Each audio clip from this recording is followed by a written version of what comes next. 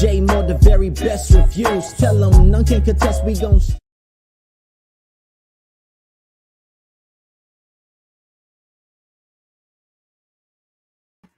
What's up, everybody? Welcome to the show. Sorry for that little second or two delay. I don't know why I wasn't pulling up the camera, but anyway, I appreciate everybody for being here. We're going to talk about Power, Book 4, Force, Episode 6. We almost halfway done with this show. Man, this stuff moves fast. And also, Winning Time, The Rise of the Los Angeles Lakers, Episode 2. Two very good shows, very entertaining, and I enjoyed both episodes. Now, if you all are new to the channel, please subscribe, support, and hit the like and all that good stuff. And I really appreciate it. And also, don't forget to put in the hashtag JAYMOOREREVIEWS so you could get entered into the giveaway for tonight. A little bit later, I'll tell you what the giveaway will be. So definitely put that in there, and hopefully you will win. Last night, it seemed like a lot of people had a chance to win. So you never know if it may be you. Anyway, so we're going to go ahead and get into it. And also, when I talk about Power, Book 4, Force later, then I will put the link in Discord. So if anybody wants to come up and talk about the episode, they are able to. So definitely, if you want to talk about the episode, stick around. All right. So we start off. I'm gonna start off tonight with Winning Time, Rise of the Los Angeles Lakers, episode 2. It's a very good episode. I really enjoy this show from a sports perspective, as well as from pretty much a historical perspective as well. We get to see a lot of different things about the Lakers and the situation the NBA was in when Dr. Buss purchased the Lakers. They show in the beginning at the NBA owners meeting and how he had a different perspective about how he's going to be able to approach basketball in the NBA. That guy right next to him with the mustache and glasses was David Stern, who later became the commissioner to revolutionize the NBA and modernize it, give it a whole new perspective and outlook to audiences. And it showed just, a lot about that. D. Renee, what's up? You say you watched the Lakers today. What you think about it? Brother Ray say he liked it. It was a really good show. I definitely think so. I really enjoy how the camera work for this show is. I enjoy the costumes. Everything is excellent, top notch. And it feels like a real story is being told. They talk to the camera. We get to see Magic Johnson and everything that he was about as a young man, his relationship with Cookie, which I have heard him speak about in different interviews and things, in the past. And so to see it play out pretty much on par with what was said in different interviews is very good. And so we see that Dr. Buss, one thing that I do have a takeaway about Dr. Buss is he seemed like a real cool guy. Definitely seems like a guy that would be somebody I would have liked to meet. It just seemed like he was ahead of his time in a lot of ways. Very open-minded person, very smart, and he didn't take people for granted necessarily. He put the women that were intelligent in places to succeed, instead of like Clara Rothman, who vitalized the Lakers by keeping the Forum a place for entertainment, making it rather, because it wasn't one already. So making the Forum a place for entertainment and the place to be. Even when I was in California back in 2011, Prince was performing there on the regular. It was always concerts and things. My dad stayed literally a block away from the Forum, and we could see just by looking out the window all kind of things happening. It's always somebody performing or something going on there, even to this day. And the Lakers don't even play there anymore. So it was really interesting to see a lot of this stuff coming on the screen. It was definitely very informative. I like to see things like with the costume department, how, and I don't know if this was accurate or not, but I thought this was pretty cool that Dr. Buzz had a Lakers belt buckle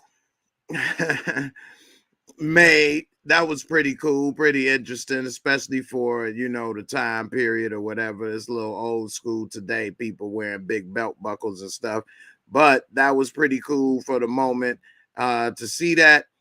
And just a lot of other things going on. But this episode was pretty cool. We see Jerry West, a lot of background on Jerry West this episode. And I know people have seen the NBA logo, that red, white, and blue silhouette of a man dribbling the basketball.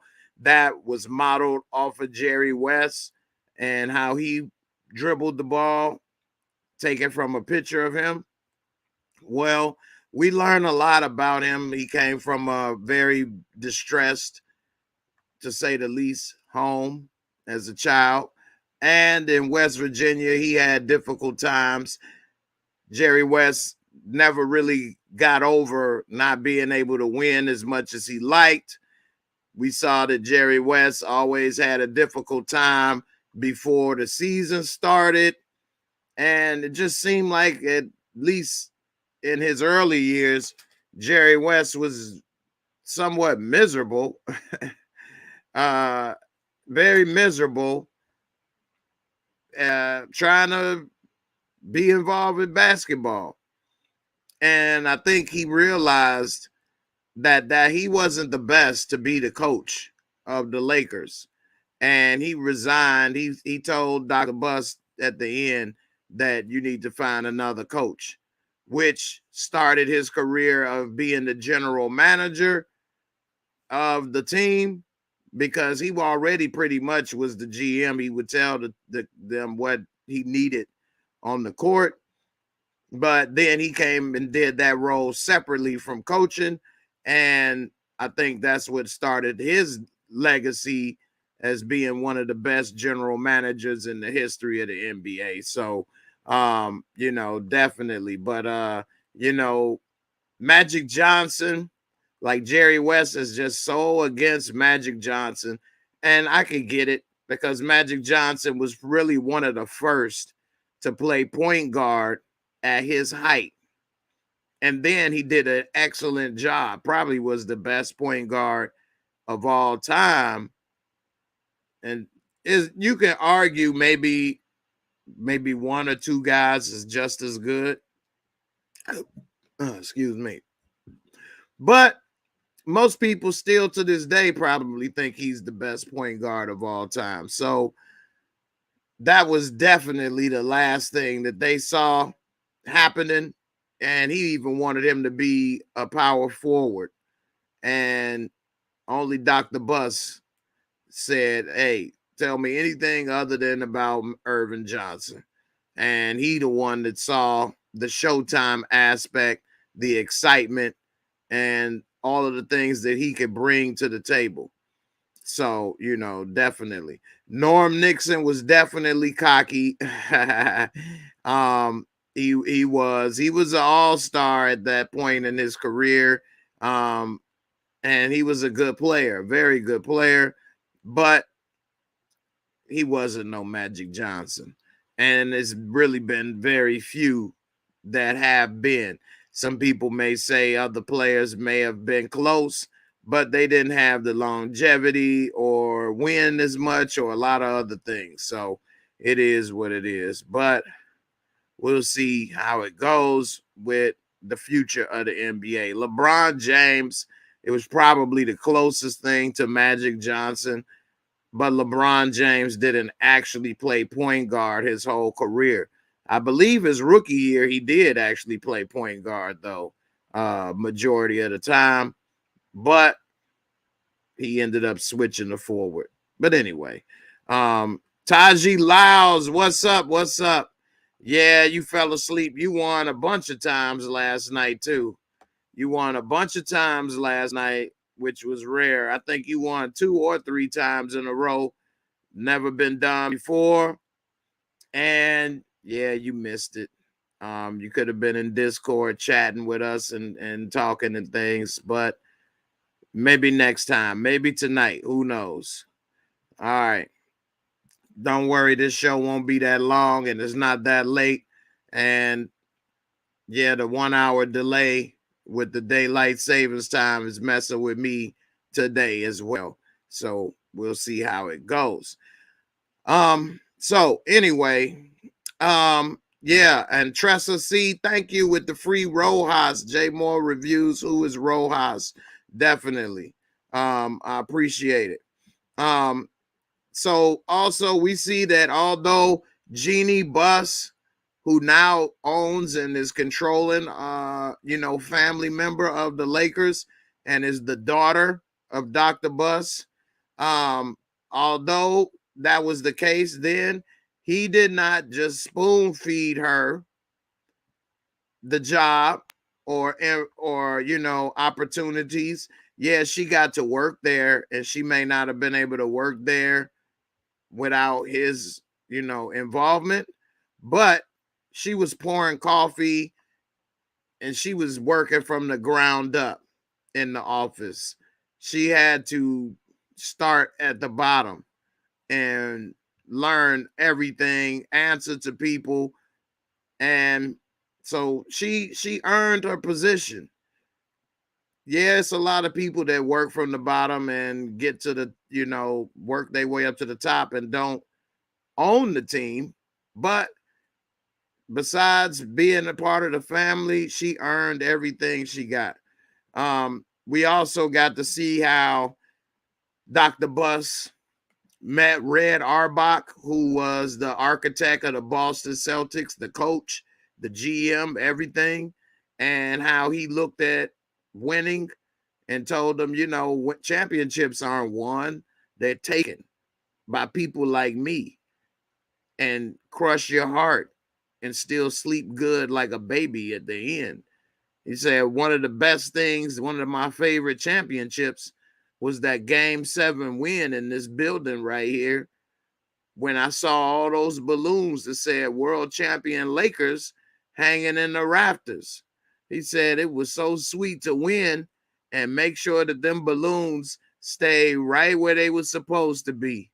Right there, had all that hot air staying right up top where it belonged. And then after Dr. Buss said, you know what, you're right. I was wrong. I do need to, come for you and crush your soul. And I'm going to do that. So that was a dope little exchange. He did drop that big ass stogie out on the damn Lakers center court. But,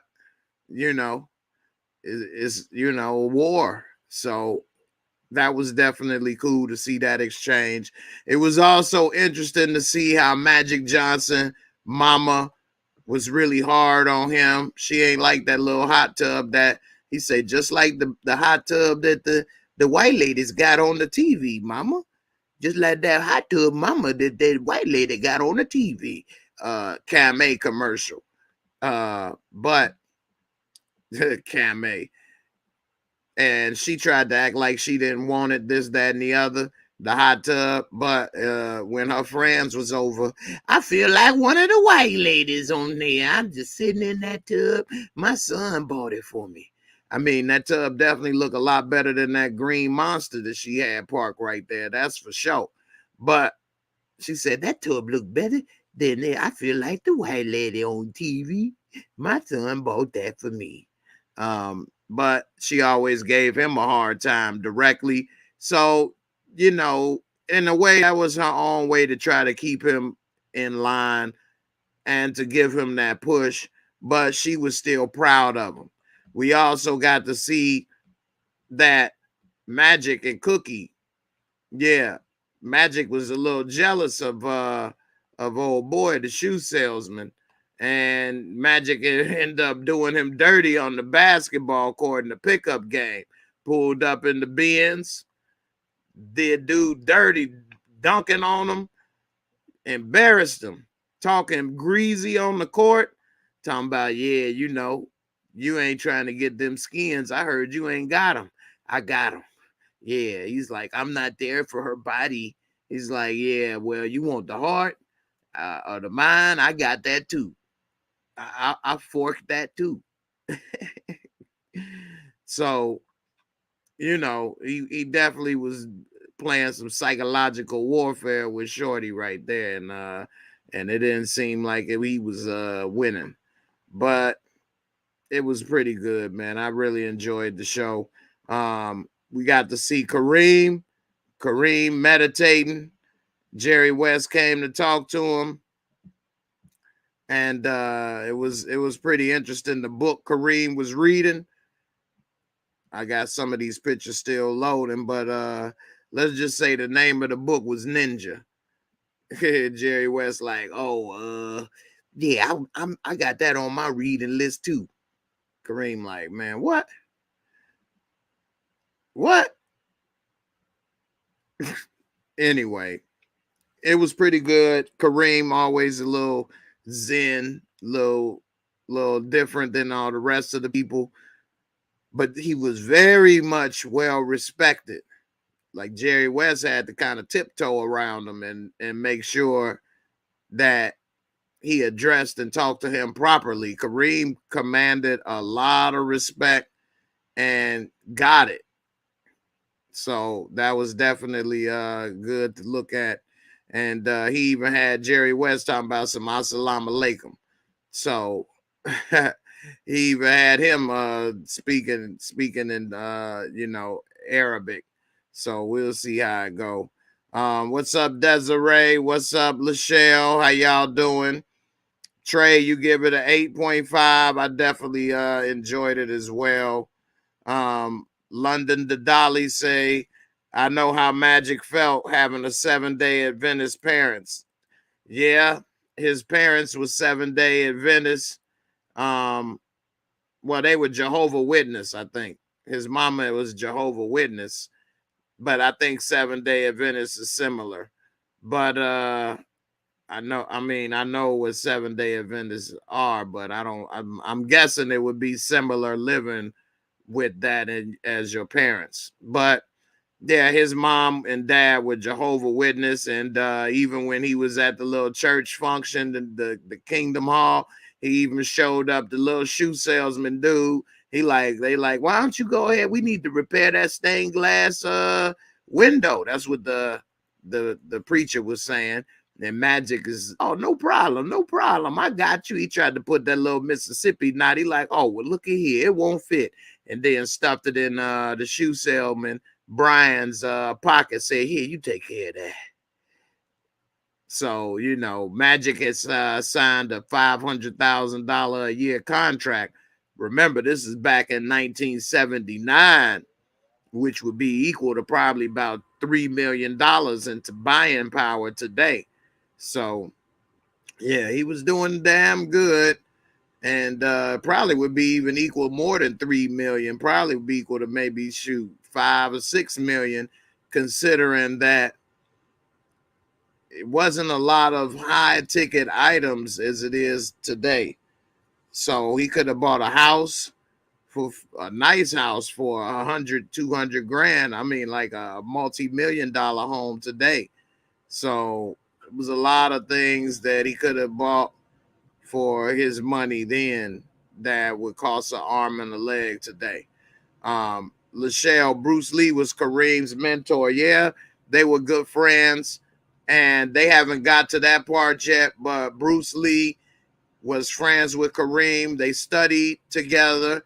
Kareem even appeared in one of his movies, Game of Death, and he was the bad guy in the movie. And he kicked the hell out of Bruce Lee in that movie, and it was a footprint the size of his whole chest. It was a footprint the size of Bruce Lee's whole chest on him or whatever. But yeah, it was definitely a good movie. I enjoyed it, and that was cool that Kareem was able to have that type of friendship. Whereas, you know, I mean, I guess a lot of people are friends from different, you know, genres or eras or walks of life in sports and entertainment. But we don't, you know, Bruce Lee was a one of a kind, unique talent, and so was Kareem, and so that was pretty cool to see that they were able to have that friendship. It's unfortunate Bruce Lee was, you know, gone so soon. Um, Jimmy, what's up, man? How you doing? How you feeling? Ron, you say Magic's mother is Adventist and father is Baptist. Okay. I thought they said in the first episode she was Jehovah's Witness. Okay. All right, so let's get into the let me give it a rating for this episode, and then I'll get into Power Book 4, episode 6. So you know, for this, hold on one second. All right. So let's give it a Moscow.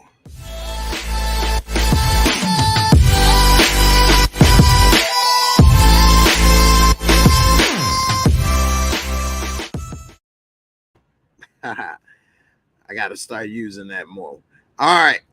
So, again, for those not familiar, 4 simple categories, 25 points each category, and it can bring to a total score of 100. If you come up with a 90, then you can round it down to a 9. That's the same as a 1 out of 10. So, let's go. Visuals, cinematography, excellent way to put this show on TV. It's almost as if you're looking at archive footage. They're using cameras that make it look like you're in the 70s or 80s on purpose. The way that they're filming this, with the way that the characters talk to the camera, some of the shots that are used, it looks as if it's a person looking at it and not a perfectly clean cut movie or film or TV show. Is done in a very unique way. It's not like anything else on TV right now. And so with visuals and cinematography, I'm going to give it a 25. All right. Storyline and plot. It's an excellent storyline and plot. It's about the Lakers. This episode, we get to see the behind the scenes of how Dr. Buss decided on how they were going to approach running the organization. At the end, he said, the old way dies today. We going to win and crush our enemies from now on. And just the whole way that he came about doing that, approaching the owners, getting to know them, how Red Auerbach lit that fire under him. We get to see Magic's relationship with Cookie and his family and people in Lansing. So I'm going to give it a 20 for storyline and plot. It was very good. Special effects, makeup, costume. It isn't any real special effects at all in this show, but the costumes and makeup, the hair, everything, the clothes, perfect authenticity Dr. Bus. I mean, John C. Riley looks almost identical to Dr. Bus pictures when he was around that age. His hair, he got the shirt with the taco meat out and everything, the clothes they wear, and Magic Johnson, the little mini fro. And even though maybe the heights, it's hard to get somebody 7'2" for Kareem, but that dude makes you feel like it really is Kareem. Magic, all of this stuff, it just looks so accurate. And Jerry West, I mean, he looks just like Jerry West. There's just so many things that they have going on that it doesn't make with, especially with such well-known people. It would easily make a person say, that's not what he would do. That's not what he looked like. But I don't find myself saying those things. And so I would give the special effects and makeup a 20, and costumes and entertaining fun factor. I would give, it's a very good show, very entertaining. I enjoy it a lot, and I would give it a 25 because I enjoy watching the show, and I think that it's a different thing on TV. It's just very unique to watch.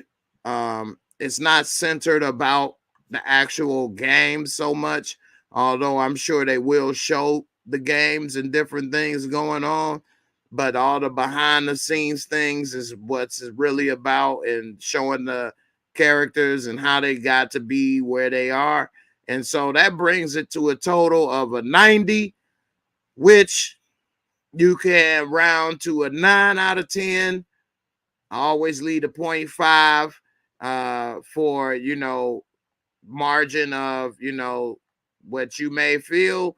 So if you say it was a 9.5, that is very high, but I could see it is a very good show.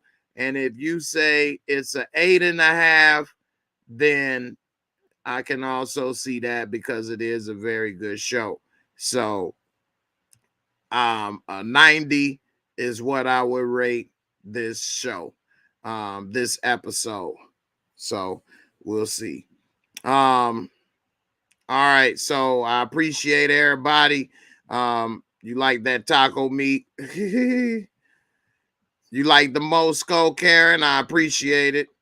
So yeah, you guys can put in what you would rate this episode for Winning Time, Rise of the Lakers in the comments, and I'll put it up on screen before we get ready to go over to talking about power. Ill Woods, it would be dope if they did that for all the NBA dynasties from the Lakers and on. That would be dope. It would be great if they did it for the Bulls. And I mean, it really isn't too many dynasties, I guess. I guess they could do it for the Pistons because they did have a 3-year run where they were pretty much, or a 4-year run, if you want to stretch it, where they were in they were in the finals 3 straight years, and then close the year before that. Also, they could possibly do it for the Celtics, of course. You could do it for the Celtics in the 60s or in the 80s. And then also maybe the Spurs, but that might be boring, but who knows? And so, yeah, it is a few that you could do it for, I guess. So that would be cool. Even maybe if you want to say Golden State now, or the Miami Heat with LeBron, that would probably be interesting. They did go through a lot in them 4 years, from losing to winning to losing. So, it'd be interesting. I wouldn't mind seeing that. You say you would rate it an 8. The Knicks don't have a dynasty. So, I mean, it probably would be interesting to see, but they never won thanks to MJ. Now, if you go back to the 60s with with when Phil Jackson was a role player and Willis Reed and Clyde and stuff, then yeah, I guess you could do that because they won 2 championships in the late 60s. But other than that, I don't know. Yeah. All right. Let's talk about Power Book 4, Episode 6. So, Power Book 4, Episode 6 was very good. I enjoyed it. I gave my rating for it yesterday. So if you all are interested in my Mosco rating, then check it out. But I definitely enjoyed it. It was a few new things that happened yesterday in the episode or tonight, whenever you watched it, that is pretty interesting. For example, they got the new product out on the streets, and they got the little Hispanic chinga tu madre. So she don't know what this is. It's kind of crazy how she just sampled it after her partner or whatever sampled the goods. But we see Tommy and Claudia building their empire. I don't know why they wanted to be in a position where nobody knew who it was. I think that it would have been better if those people possibly knew it was them. But overall, it was a good episode.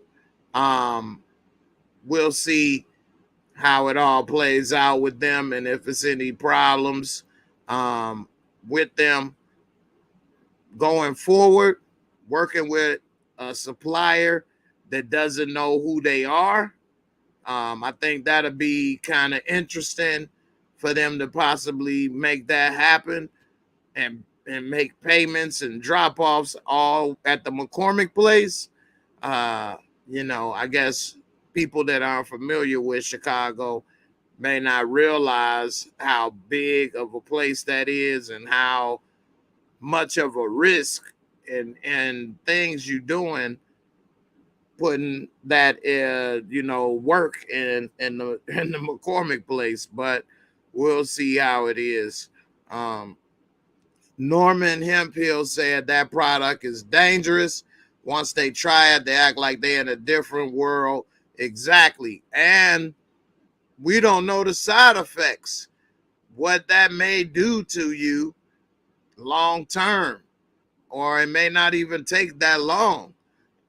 As of now, they act as if, it's no big deal. You can hit the sugar and just be okay. But we'll see what happens. Maybe people may start overdosing or something. I don't know. We'll see. You say you worked at some of the shows at the McCormick place.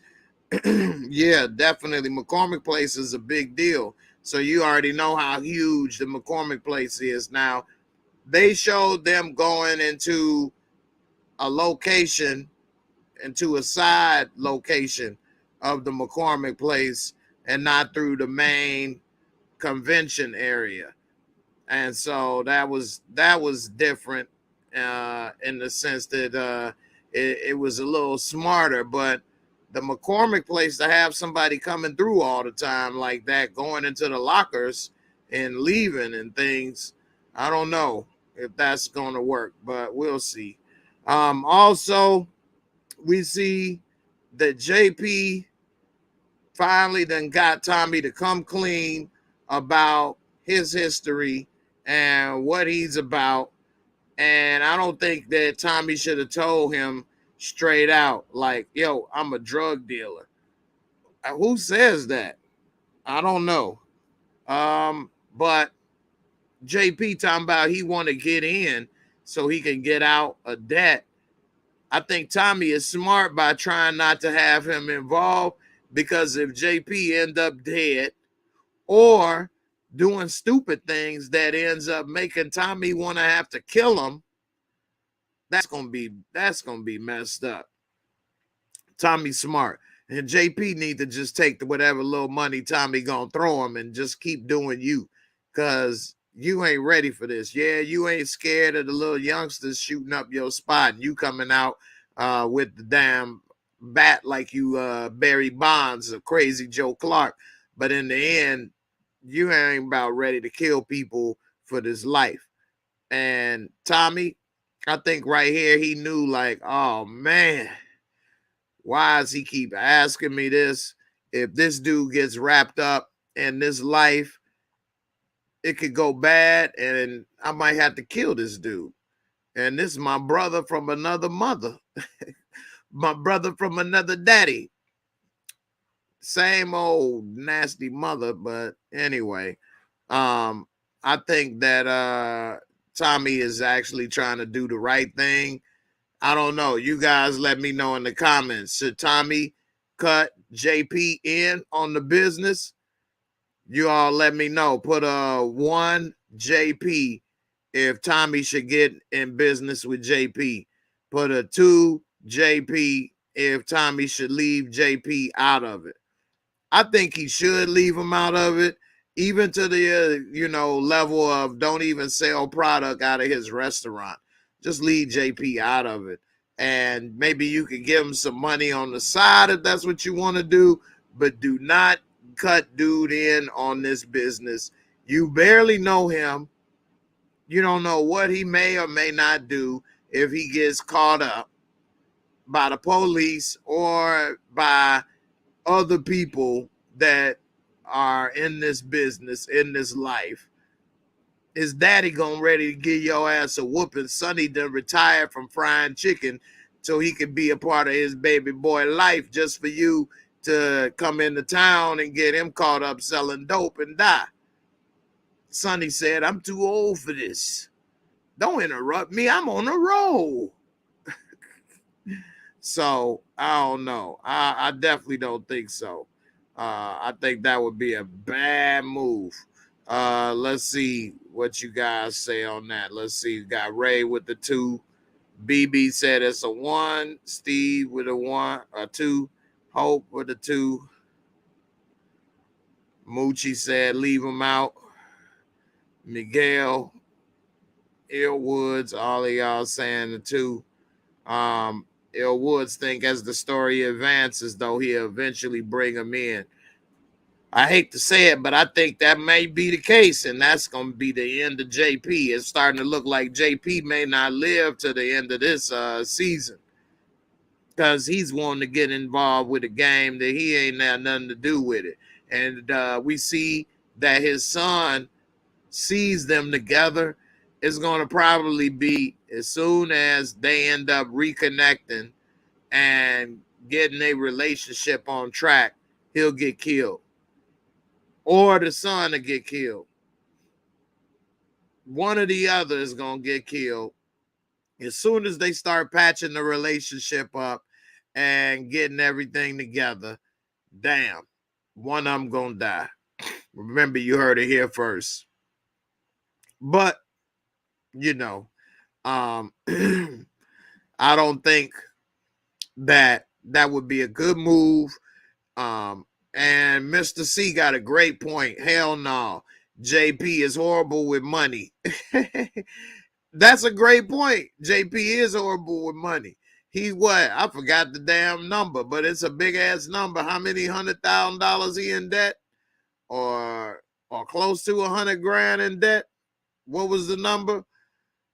It's too much. Too big of a number. I done forgot. But he damn sure need to get rid of that number because if you get that much in debt and mess up money when you got a restaurant, they ain't gonna kill you. They'll just close the restaurant and give you bad credit. You mess up money in this game or messing up product or moves, you'll end up dead. So that's an excellent point right there. And yeah, he's a dead man walking if he get into that much money problems. Mr. C say 196,000. Ray say $193,654.23. Got it down to the cent, boy. I hear that. So yeah, what up, Brillo? So yeah, man. definitely need to leave him out of that business right there for sure. Also, we see that Walter Flynn is got a lot of heat on him, and the feds not only came and raided the spot where he got the dialysis center, which is a good way to, well, I don't know, but it's a good idea to have something like that as a money laundering front, because it's a lot of in and out and it's expensive. I don't know how they could launder money with different patients and things with something like that. So that's why I say I don't know, but it is interesting to see that type of, business used as a front. But they come in at Paulie, trying to get Paulie to snitch, and Paulie had to tell them like, yeah, right, that he about to sink. They told him when he sink, he gonna pull him down with him. He like, dude float better than anybody I know. And Paulie said, I ain't about to be the one to sink him. You got me forked up, which was, some real loyalty. I'm wondering what they got on Paulie that made them think that he would start to tell them stuff to help bring Flynn down. Father Flynn ain't going nowhere. And like Paulie said, I ain't about to be the one to do it. So, I mean, Walt Daddy is around for the count. And we saw at the end, he ain't as sick as it may seem, because he got surgical with that Nina Ross real quick. Paulie rolling in the Bentley right here. One thing on the side note I hate about Chicago is the damn front license plate. I would not put that front license plate and mess up my look of my Bentley with that thing. That's ugly. Anyway, I never used to ride with my front license plate on in Chicago. And I mean, that's just mess up the ride, the looks, because that's a clean look right there. But these FBI agents, they ain't got their stuff together, because you don't pull no raid like that at the dialysis center without having some real evidence. Because now they're gonna tighten up, make sure that there is no loose ends, and make sure that if you come again, that you won't find anything. And you already then gave them the warning that you looking for them. So that was a huge mistake.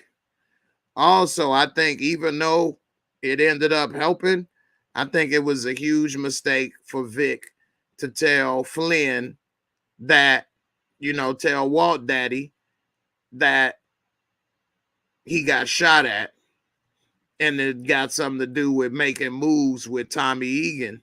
You don't tell me this shite. You don't go making moves with Tommy Egan. You're making moves with Tommy Egan, that dumb shite. You almost got the whole family blowing off. You have to do better with that shite. Anyway, that was stupid for him to tell him that he was making those kind of moves. It also, if you doing that, you gotta be able to take the blowback that come with it. You shouldn't be doing one thing and then if it come back, you ain't able to handle it. You can only take the good, but none of the bad. I think that was a bad move to go tell Daddy Dearest, even though he went ahead and popped those, you know what I'm saying, the Serbs. All that's about to do is create all-out war with the Flynn family and the Serbs. Probably going to get Vic killed, because the storyline, or Gloria, that storyline of Gloria and Vic living happily ever after in this home is not about to happen. Gloria is going to get killed. She is not about to survive. They don't never allow a happy ending in power. Never. Never. Ghost didn't get to go and be straight and work in politics. Angie didn't get to be happily ever after. We don't see what's his name go play basketball in the NBA. So it's never a happy ending. I can't think of his name right now. Y'all know who I'm talking about. But anyway, Gloria ain't making it. Sir Classic say Gloria is definitely getting killed. I definitely agree with you. All right, don't forget to put in the hashtag JAYMOOREREVIEWS. You could definitely, Zeke, that's his name. Appreciate it, Zeke. Don't forget to put in the hashtag JAYMOOREREVIEWS so you could be entered in the giveaway for tonight. We're going to have a $10 Cash App giveaway tonight. All right.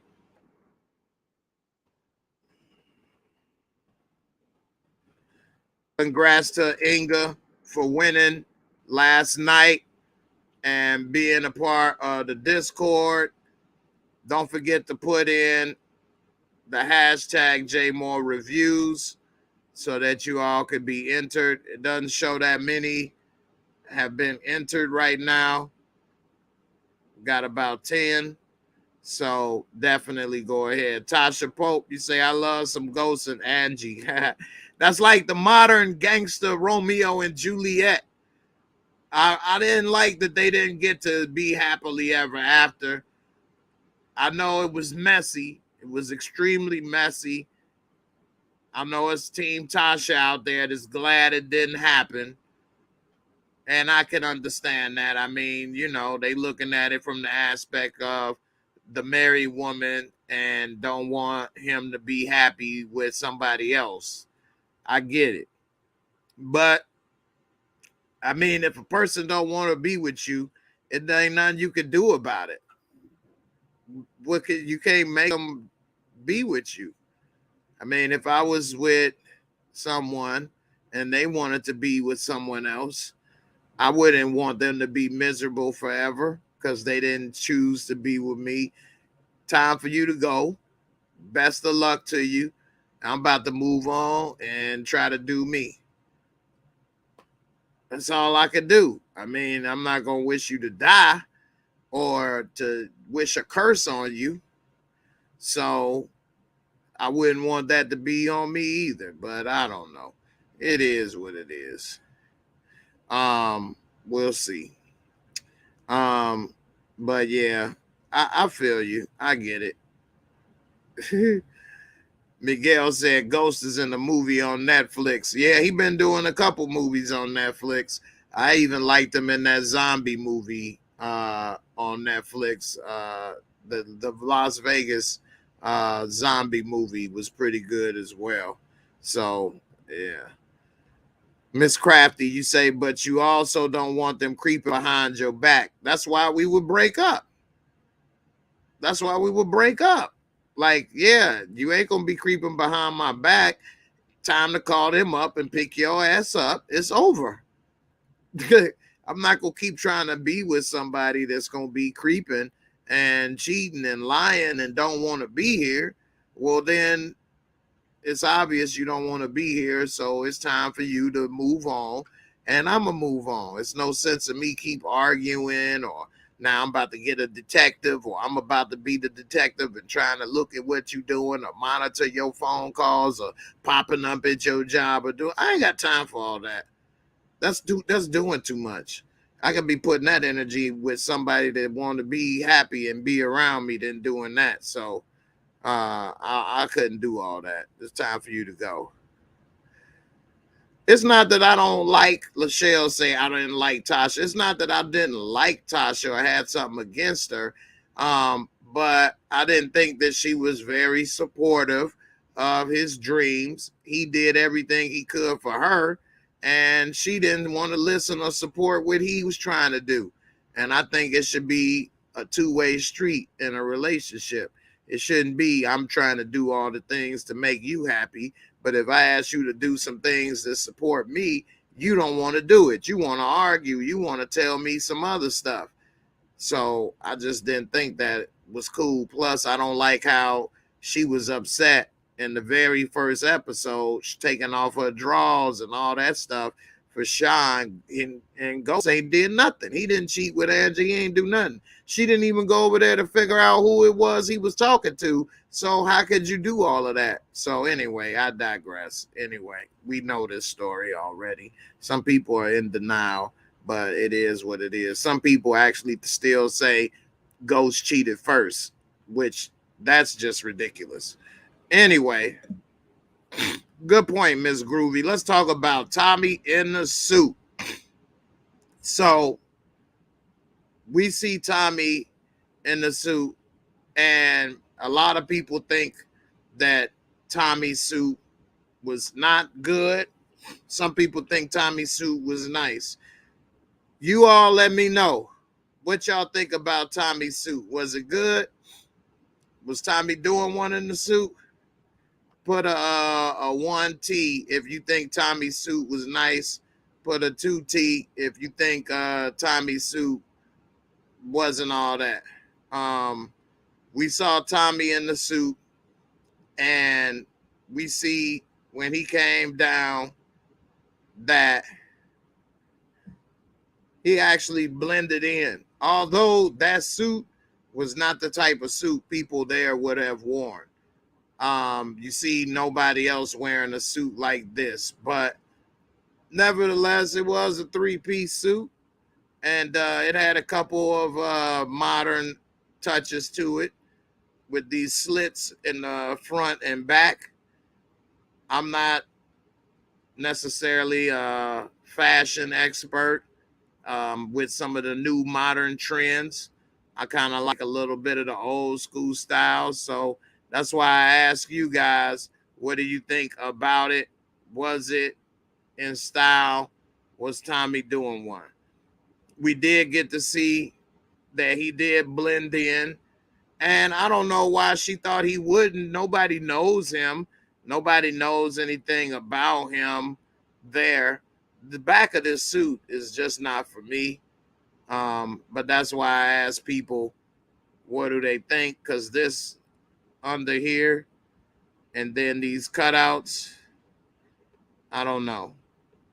That's just a little different from what I would have saw. But, you know, he made it, I guess, he made it work.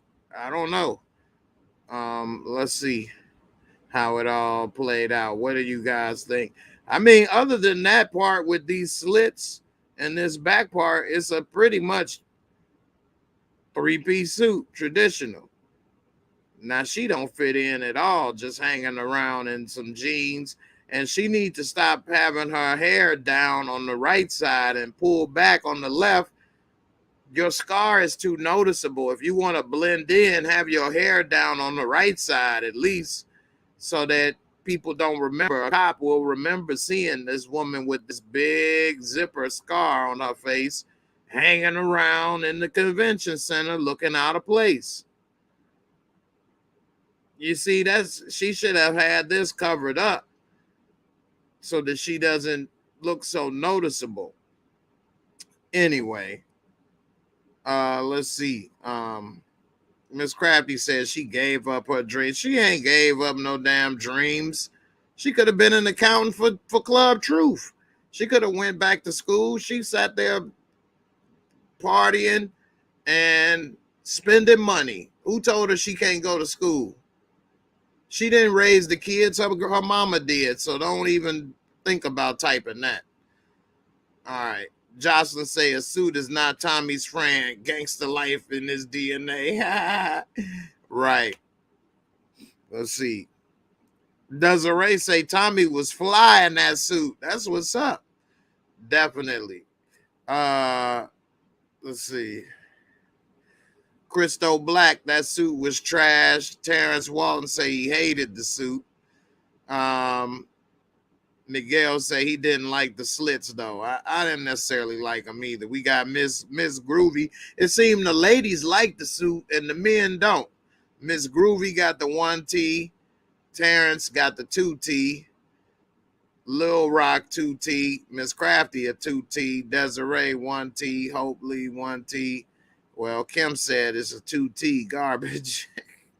Karen said 2T. Sir Classic 2T. Barika said that was grown and sexy. All right, nah. Jan W 2T. Tommy was dressed like Zorro. Zorro. Christo Black said his funeral attire was 10 times better. Okay. Good day. Peace to you. 1T. It fit his style. Okay. Il Wood said it ain't his style. 2T. All right. So it looked like it's damn near split down the middle. Karen said I expected it to be tailored like Ghost suits. Okay. Yeah, Ghost rocked some dope suits. I ain't gonna lie. HEA said it was more of a European cut. Kim, not Kimberly, said the cutouts was too feminine for Tommy. I thought those cutouts were a little feminine from feminine designs. I've seen something like that with ladies wear. But like I said, I don't know what's in style right now, so that's why I had to ask. Desserts by Natalie said Tommy's suit was modern and different. Okay, nothing wrong with that. All right, so um, the last thing before I get ready to wrap this up and do this raffle for tonight is what's up with that new lady that popped up with Diamond. Do you all trust her? Put a 1T for trust. Well, no, I already did the 1T. So put a 1D for Diamond. Can Diamond trust her? Or put a 2D if Diamond need to leave her alone. Hit it and quit it. Diamond need to hit it and quit it. She already popping up on this damn front porch, which is another question that I'm going to talk about on Tuesday. Should you bring somebody to your house for a one night stand or a new relationship? Because he only had a one night stand and he done brought this woman to his house and now she popping up. She don't know what he could have been doing. What's going on? And we later learn, of course, that something is a little suspicious about this woman because she's Googling him and she knows about him being locked up for 15 years. Now, does that mean that maybe she wanted to know more about him because she may have been trying to investigate somebody she could be probably catching feelings for? Possibly. Or has she been sent by somebody else? On the side note, I do like this Burberry sweater that he was rocking. That's a little bit more my style. I mean, of course, I wouldn't wear that to a business meeting, but I do like that Burberry sweater. Look at Pops, wide eyes, all in the business. Anyway, I like that Burberry sweater though. That's dope. That's a little bit my speed.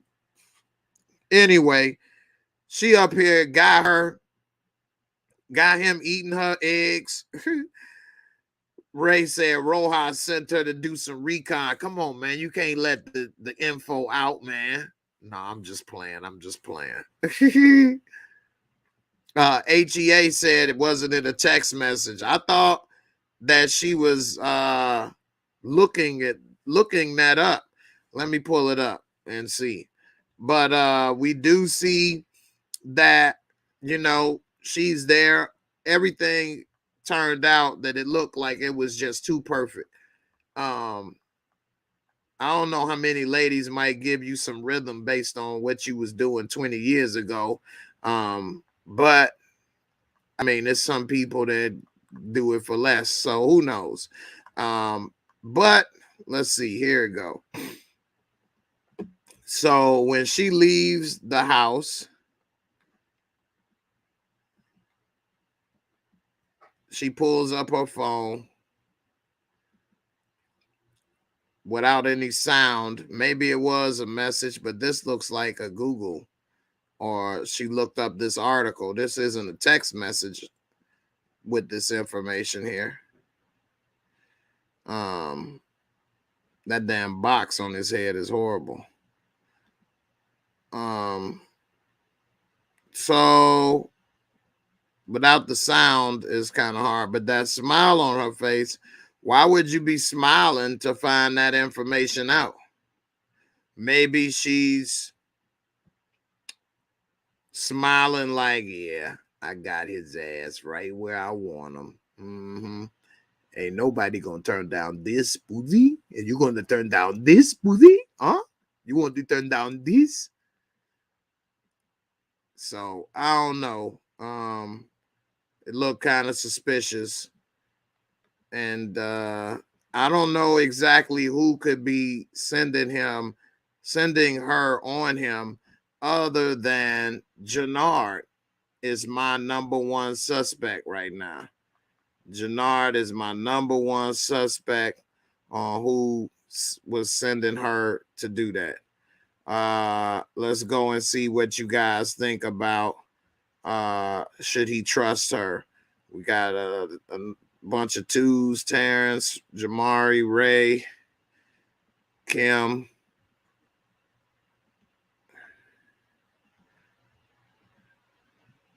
Gina said no. Crystal, Crafty, Miguel, Classic. Crafty, you really don't think he should trust her, huh? Johnny said keep moving. HEA 2D, but keep smashing. D-Weed, boy, you gonna play her. You try to play me? Nah, I reversed it. I'm gonna play you. Give me some more. Yeah, that was great, baby. Still don't trust you. He gonna do like Eddie Murphy in Harlem Nights. Rojas called her. I know how to get what I need done. I have a lot of people working for me. You never know when they come. It'll be when you least expect it. I let them get real comfortable up in there. Yeah. And then I cut the pee-pee off. Karen said, never bring them to your place. I agree, Karen. Never do that. Never. Especially with somebody you don't even know anything about like that. That's a mistake. Moochie says she Googled them. That's what I thought. That is what I thought too. You say Stephen Brown say they stay smashing after the first meeting in the Power Universe. Hey man, you may not be alive the next time you want to call. So let's get it done now. I may not be here next week. Steve says she's a journalist. Okay. All right. Tasha say that wig is what? Fire. I thought that was her real hair. Show what I know.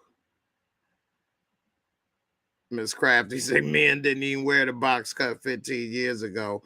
Actually, 15 years ago, you about right. Although you had some people trying to bring it back, that's more from the 80s or 90s, not from 15 years ago. That's a good point. So, yeah. Say playing Uno, reverse back to you. Draw two. You say, I believe it was Rojas over Jannard. Hey, I like the way y'all think. I used to have a box haircut in the 90s.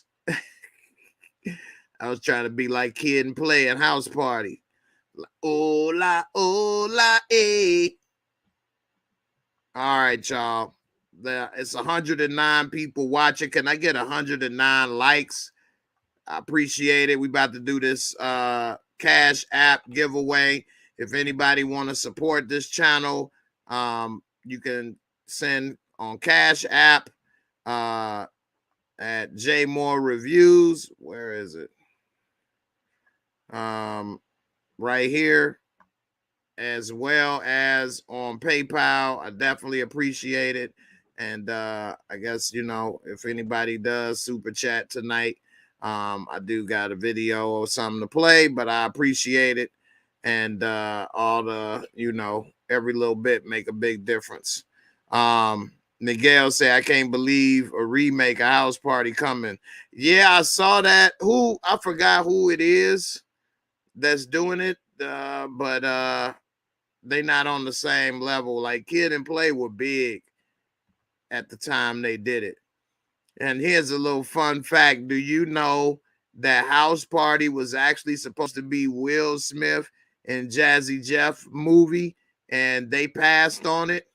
And The Fresh Prince of Bel-Air was really supposed to be was supposed to have the movie, the TV show rather, deal was supposed to be for Kid and Play, and they passed on it, and they end up each getting the deals that the other passed on. That's crazy, huh? they passed on the deals and then signed the other deals with the other. So at one point, Kid and Play was doing better than Will Smith with their movies, but I think Will Smith got the last laugh in the end. So we'll see what's up. Say Jacob Lattimore is Hoot to be in it. Is who to be in it? Hoot. All right. Bro, Timmy is going to be in it. Oh, wow. I'm going to have to check that out. Double look.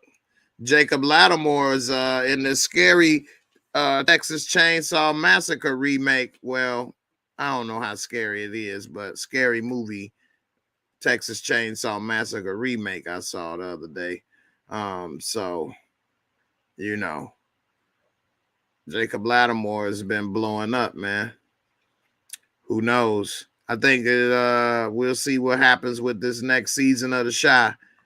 For those, we'll see what happens, but I'm interested to see. I know a couple things about they trying to expand the story for The Chi in season 5 for a couple characters. So we'll see how it go. Yeah, that Texas Chainsaw Massacre, yeah. You said the remake was so bad, I loved it. I ain't get to finish watching it. All right, let's see how many people have put in the hashtag JAYMOOREREVIEWS. We got 29 entries. 29 entries. Hold on. There, I put it up bigger this time. 29 entries for the JAYMOOREREVIEWS. Let's see. We got 100 people. What's up, y'all? Wait, where'd it go? There we go. 29 entries. Let's get at least up to, 40. Let's make it work. You got 3 chances to win. I'm doing a $10 Cash App giveaway. Let's make it work. I'm giving away cash. I didn't even make none myself tonight. I'm doing that. No super chat support, but it's all good. I'm going to try to mix it up. So far this week, I gave away a coffee mug, a week Discord membership, and now a $10 Cash App giveaway. Victor Scott, thank you, brother, for the super chat support. I appreciate it. Every bit helps to keep, the channel going. And right now we at 33. Let's get up to 40. Everybody got 3 chances to win. You can put it on Facebook, YouTube, and Twitch. So make sure you all put it out there and make it work. Somebody said Tom Brady came out of retirement. I missed that. Victor, this is for you.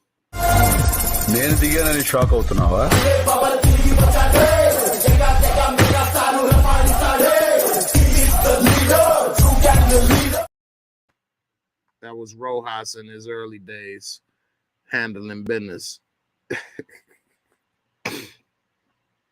Yeah, I didn't get any notifications about Tom Brady coming out of retirement. But we'll see. We got 34 entries. I see a lot of people leave when it's time for the giveaway. They don't want to be a part of the giveaway, huh? They don't want no money. I don't know what's up. All right. We're going to get a couple more before it's time. It's already what? An hour, 10 minutes running time for the episode. All right. Jay Wellathon with the 35th pick. All right. Well, I guess I'm going to go ahead and do it now. And let's see how it go. Anybody that's interested and joining this channel and being a part of the membership, I'm going to put the link right here in the comments. You can always find the link in the description box below. And come on through. Brillo with the 36th pick. Steve, what's up? Appreciate it. Demare Brown putting it in. That's what's up. Christo Black with the hashtag JAYMOOREREVIEWS. Appreciate it, brother. All right. Maybe we might get 3 more. Y'all know I'm OCD about even numbers. So definitely hit the like button, subscribe, and all right. I don't want to keep it going too long this time. Let's go ahead and see who won. All right. Draw.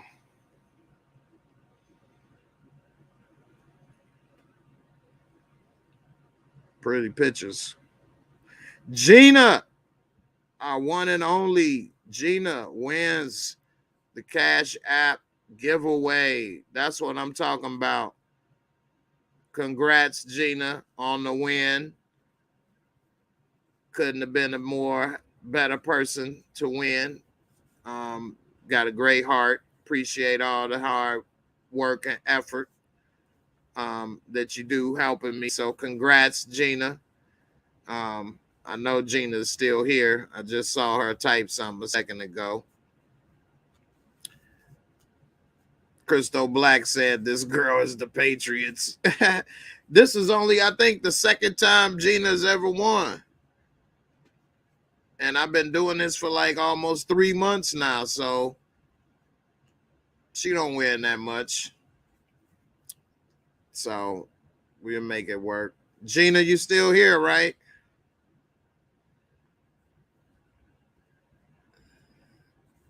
So congrats, Miss Gina Brown. I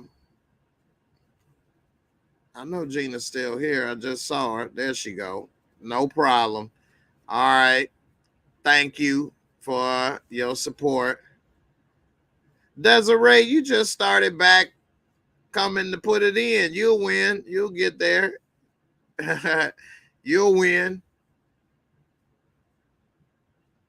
Crafty tried to say you was asleep over there. Your girl stabbed you in the back, Gina. Look at that.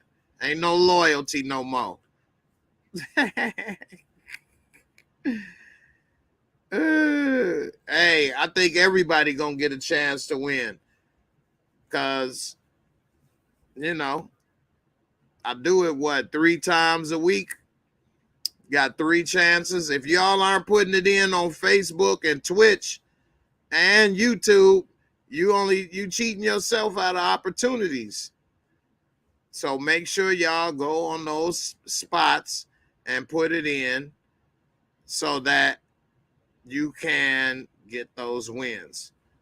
All the people saying they never win, are you putting it in on those 3 spots at least, giving yourself 3 chances to win? You got to give yourself 3 chances to win, and you will be there. So definitely go ahead and do that.